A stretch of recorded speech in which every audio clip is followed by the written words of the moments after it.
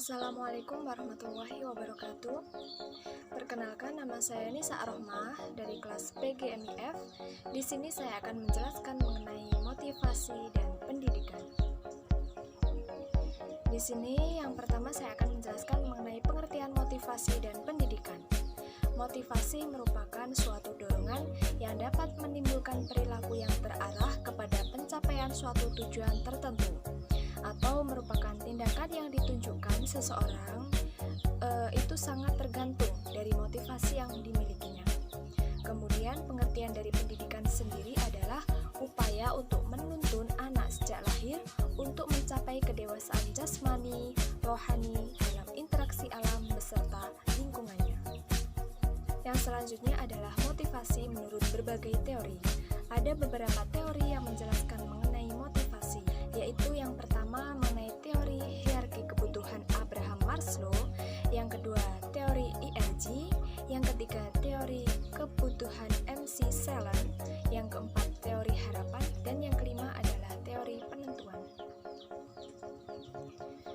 Penjelasannya yaitu mengenai teori hierarki kebutuhan Abraham Maslow.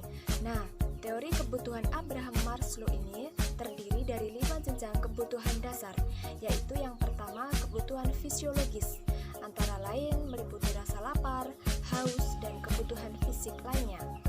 Yang kedua adalah kebutuhan rasa aman, yang meliputi rasa ingin dilindungi dari bahaya fisik dan emosional. Yang ketiga, kebutuhan sosial, yang meliputi mencakup rasa kasih sayang, kepemilikan, penerimaan, dan persahabatan.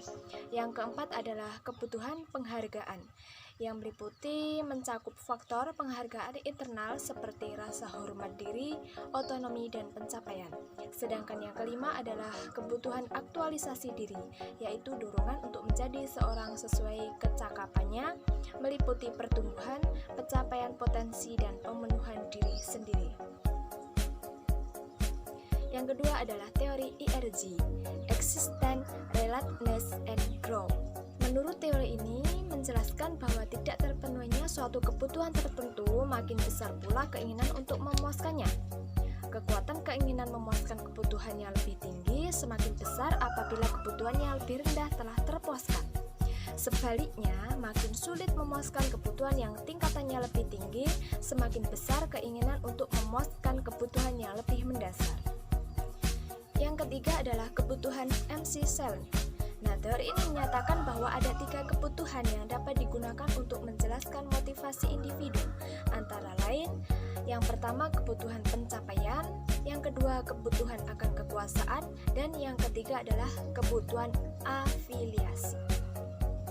Yang keempat mengenai teori harapan, ini dikembangkan oleh Viktor Fromm yang menjelaskan bahwa kekuatan dari suatu kecenderungan untuk bertindak dalam cara tertentu tergantung pada kekuatan dari suatu harapan bahwa tindakan tersebut akan diikuti dengan hasil yang ada dan pada daya tarik dari hasil itu terhadap individu tersebut. Dan yang kelima adalah teori penentuan. Nah, menurut teori penentuan ini, tujuan menyatakan bahwa tujuan-tujuan yang spesifik dan sulit dalam mengambil umpan balik akan menghasilkan tingkat kinerja yang lebih baik. Sedangkan penentuan tujuan memiliki 4 mekanisme yang berkaitan dengan motivasi, yaitu tujuan mengarahkan perhatian, tujuan mengatur usaha, tujuan meningkatkan ketekunan, dan tujuan mendorong strategi dan rencana tindakan. Selanjutnya, saya akan menjelaskan mengenai penerapan motivasi dalam pendidikan dan pembelajaran. Di sini ada 3 bentuk, yaitu yang pertama penerapan motivasi dalam pendidikan. Sebelum proses pendidikan perlu menunjukkan beberapa pertanyaan yang bertujuan untuk mengetahui motivasi siswa terhadap proses pendidikan yang akan dijalaninya. Yang kedua, penerapan motivasi pendidikan selama proses pendidikan, yaitu motivasi yang dilakukan bertujuan untuk menjaga kestabilan semangat dan emosi siswa dalam mengikuti proses tersebut. Sedangkan yang ketiga adalah pada akhir proses pembelajaran, motivasi siswa dapat dipengaruhi oleh pencapaian hasil belajar yang dicapainya. Oleh sebab itu, di akhir proses belajar mengajar, siswa perlu memperoleh informasi mengenai faktor-faktor yang perlu mendapat perhatian dalam upaya meningkatkan pencapaian hasil belajar. Selanjutnya mengenai bentuk-bentuk motivasi. Ada beberapa bentuk mengenai motivasi, antara lain yang pertama adalah memberi angka atau nilai, yang kedua adalah hadiah, yang ketiga adalah saingan atau kompetensis, dan yang keempat ego informan, sedangkan yang kelima adalah pujian. Nah, maksud dari ego informan ini adalah merupakan menumbuhkan kesadaran kepada siswa agar merasakan pentingnya tugas dan menerimanya sebagai tantangan, sehingga bekerja keras, mempertaruhkan harga diri adalah salah satu bentuk motivasi yang cukup penting. Baik, yang selanjutnya adalah peran motivasi dalam belajar. Nah, motivasi dalam pendidikan memiliki peran yang sangat penting. Dengan mengembangkan motivasi tersebut, anak akan terangsang untuk menggunakan potensi-potensi yang dimiliki secara konstruktif dan produktif untuk mencapai tujuan. Agar anak didik terangsang untuk menggunakan kompetensi atau potensi-potensi yang dimilikinya, guru harus mampu mengembangkan motivasi tepat pada siswa anak didik pada saat belajar. Nah, guru harus berusaha mencarikan atau mencairkan cara bagaimana supaya potensi belajar yang ada di dalam diri anak itu muncul dengan sendirinya dengan adanya rangsangan-rangsangan yang diberikan oleh guru.